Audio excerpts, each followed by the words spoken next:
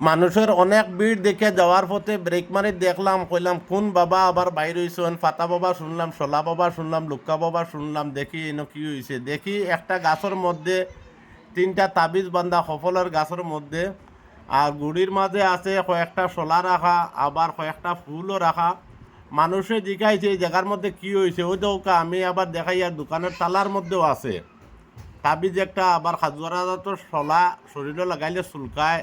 শলা আছে তিনটা রাখা দোতলার মধ্যে সেম, আর গাছের মধ্যেও দৌকা আবার সেদা করিয়া তাবিজ সাদা কাগজের মধ্যে তাবিজ আছে, তাবিজ ঢুকাইয়া রাখছে। আবার যেই জায়গার মধ্যে আপনার তাবিজ বান্ধিছে ওই জায়গা ফলো করলে দেখতে আর বা গাছটা ফাটাইয়া ভিতরে আরো কি জিনিস ঢুকাইছে। আমি এখানে স্থানীয় মানুষের জিজ্ঞাসলাম, জিজ্ঞানের পরে মানুষে আমার কাছে বলছেন যে বেটা রাত্রে দোকানটা বন্ধ করে গেছে, সকালে আসিয়া দেখে এই অবস্থা করিয়া দোকানের সামনে রাখা। তো কিছু মানুষে আনন্দ লইছে, কিছু ফুর্তি করদা, কিছু আতঙ্কর মধ্যে আছেন, দোকানদারও আতঙ্কর মধ্যে আছেন। আর এটা জিনিস বেশি বেশি করে শেয়ার মারি মানুষের দেখাইবা, যাতে এটা ডরানির কিচ্ছু নাই।